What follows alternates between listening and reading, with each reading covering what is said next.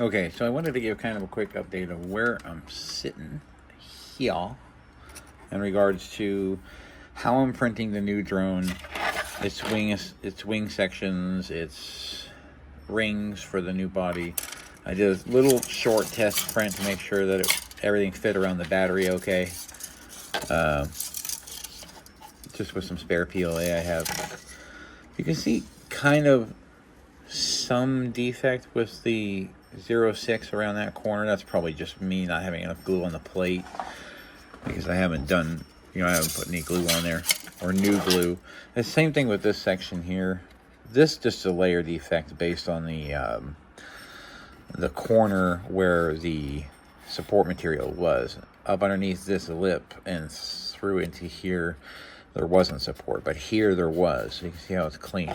Now, this is a wing section that I was able to slice. I can import the entire STL into Bamboo Studio and then slice it to fit the plates, depending on how I'm printing things. So, section that I printed, I took off the first layer. It was, first off, I'm printing in 0.6. So like that first layer right before the inside, I kind of pried it free to see how it would look, because it's pretty strong. It's a strong. I mean, it took me a little bit of time to get that off of there without ruining the rest of the layers, because I wanted to be able to show you the inside. With some of these 3D printed planes that you see online, you notice it's one wall thickness and they have some structural reinforcement. Now on this whole thing was done with one wall loop using a 0.6 millimeter nozzle. An infill of 3%, I think, which gave me one cross member here, and the rest is pretty much hollow on the inside. But you can see how it bonds that infill to the wall, the exterior wall, so that gives it some strength. There's also some strength even to this carbon fiber PLA. There's some sponginess and give without layer separation, and I think that's due to the thicker nozzle. So I've kind of taken this approach to doing the body of the next drone that I'm going to be putting together. On the newer model, this is kind of, these are all, I stopped the print because I was just doing a test, but this is kind of the layout of what's going on, sort of the middle section. And then you have like a wing cut out, and this is not the whole wing. This is a very small portion of the wing. And again, it was just so I could fit like some of the larger parts that I wanted to be in one piece rather than two. On the build plate, I had to take off some of the smaller pieces. And I used the dovetail, like I said, because I don't like using the dowels, because the dimensional accuracy of the dowel that it prints on the other side is not, it's not gapped for the extrusion width. So what ends up happening is you might be able to push it into the model, but they'll break off, especially if they're printed vertically. If they're printed horizontally, you're going to have a lower, sort of like an oval shape down at the bottom of the dowel, and that's going to cause difficulties when you're putting it, mating it up with the other side. While the dovetail, as long as you don't use tree for supports, you use normal,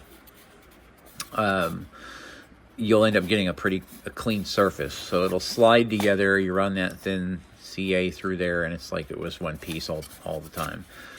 Obviously, these are the engines I'm using. People are like, why do you take the ring off? I make my own. I snip off the side clamps and I kind of just grind them down.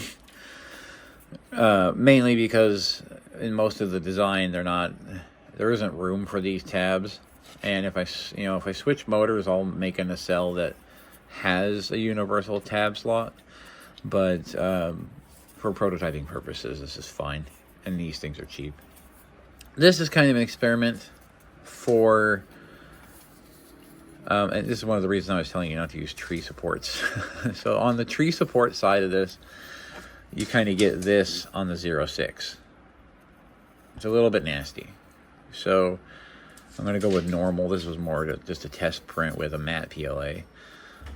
So this new drone that I'm putting together is a drone slash fixed wing VTOL. And I kind of put up a short about what it looked like. And that's not the finished product. It's going to be a little bit more streamlined. But the basic principles are there.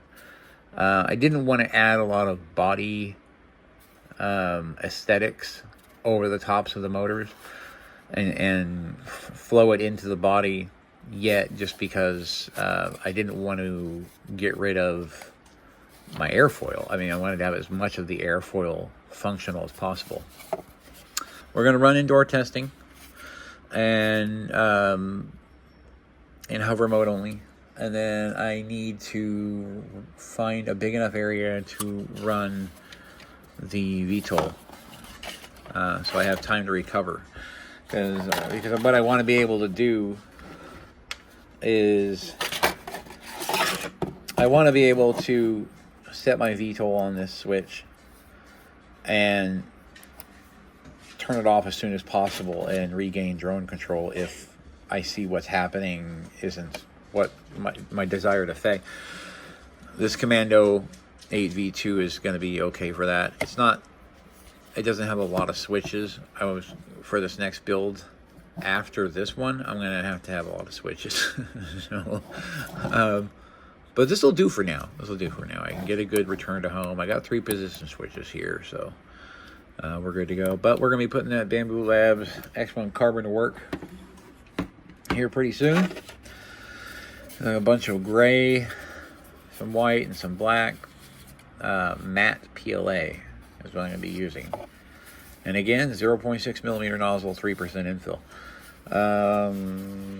If you guys are wanting the STLs for the Shrike, which is just basically the EDF quad, and then a parts list. I did make a parts list in the videos prior to this, but if you're interested in all the parts and like a parts breakdown and STL files, so you can kind of play around with this idea yourself, let me know.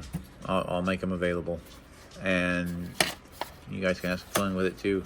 I'm sure somebody out there is probably designing a better one already, but that's the nature of it. That's what we're here for, right? So, all right, until next video, we should see, you'll see a lot of printing. I want to kind of run some time lapses of these so you can kind of see how it goes.